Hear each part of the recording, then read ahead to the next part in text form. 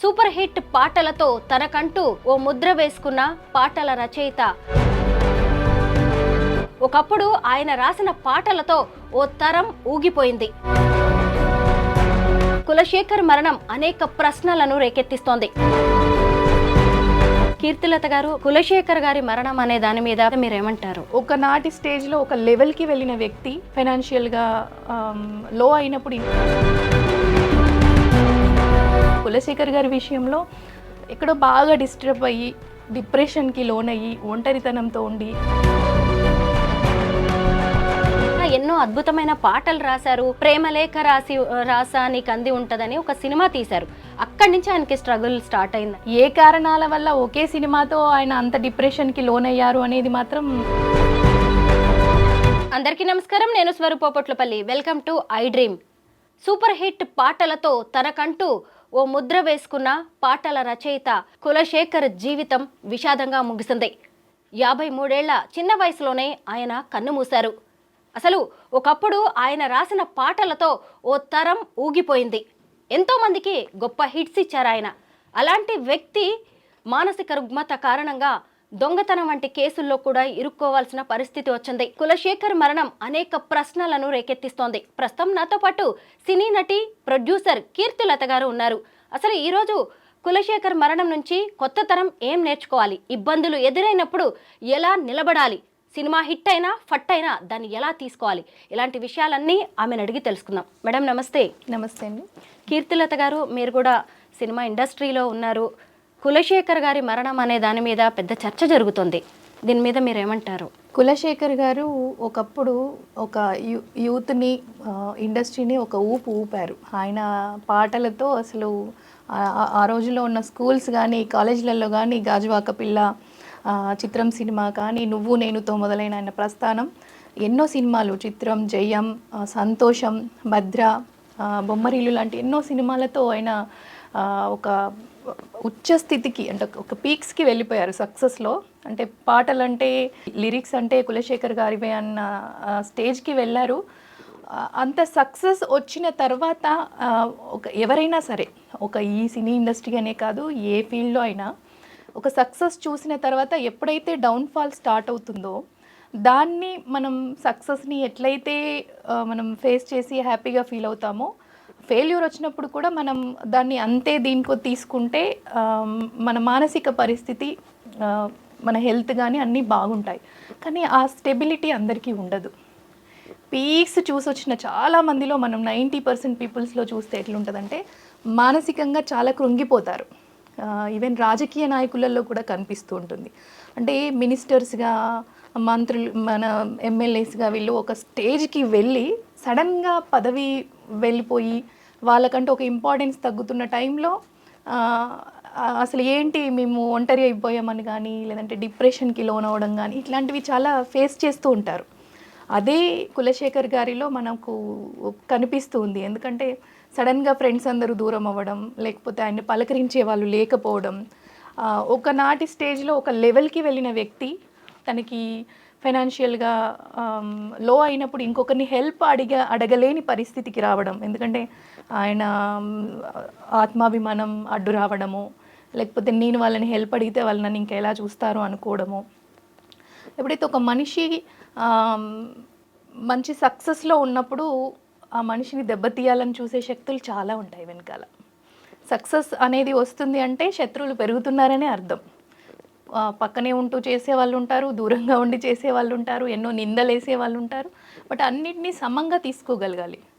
So నాకు యాక్చువల్గా నేను అంటే దగ్గరగా ఉండి చూడలేదు, కానీ విన్నదాని ప్రకారంగా ఏంటంటే ఆయన మీద ఎన్నో నిందలు రావడం అని, ఆయన బ్రాహ్మీణ అయి ఉండి కూడా ఆయన సింహాచలం దేవస్థానం పురోహితుల ఫ్యామిలీ సంథింగ్ ఏదో వాళ్ళ వారసులు అనే సంథింగ్ ఏదో విన్నాను నేను.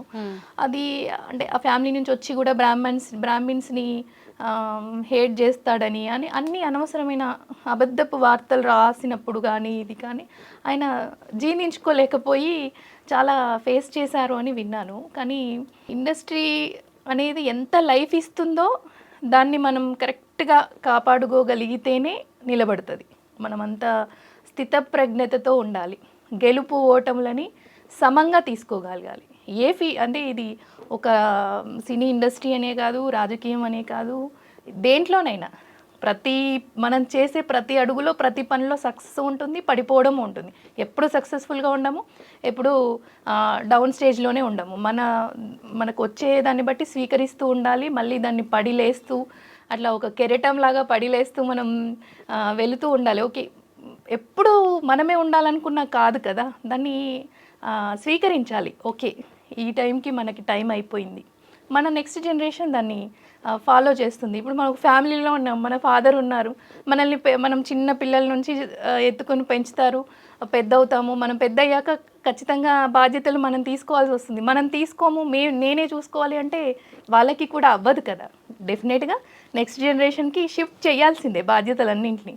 వీటన్నిటిని కూడా మనం గెలుపోటముల్ని సమంగా స్వీకరించి స్థితప్రజ్ఞతతో ముందుకెళ్తేనే మానసిక స్థితి కానీ, హెల్త్ కానీ, మెంటల్ హెల్త్ కానీ, ఫిజికల్ హెల్త్ కానీ అన్నీ బాగుంటాయి.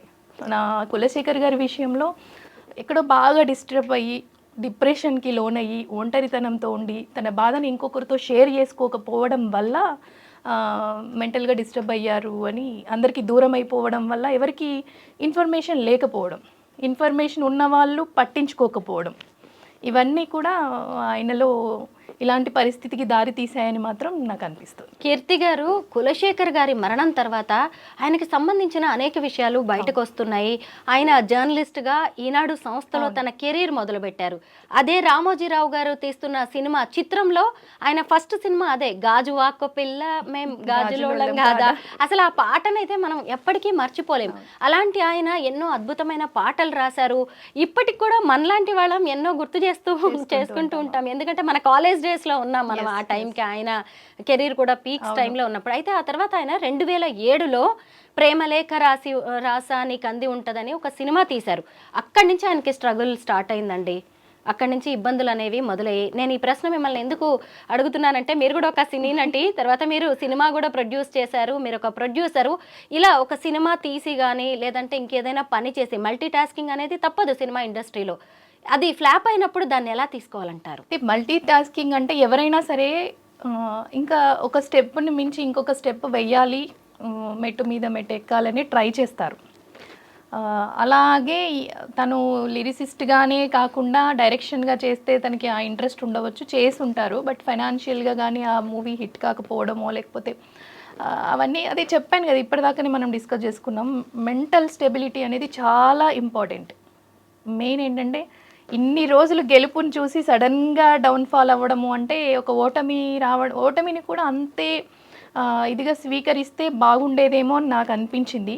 కానీ దాని వెనుక ఇంకెన్ని కారణాలు ఉన్నాయో చాలా స్ట్రగుల్ ఉంటుంది. ఒక డైరెక్టర్ సక్సెస్ అవ్వాలన్నా, ఒక ప్రొడ్యూసర్ సక్సెస్ అవ్వాలన్నా, ఈవెన్ అంటే ఇండస్ట్రీలో ఎనీథింగ్ అంటే ఎవరు ఏ వర్క్ అయినా ఒక ఆర్టిస్ట్గా సక్సెస్ అవ్వాలన్నా చాలా స్ట్రగుల్ ఉంటుంది, ఎంతో కష్టం.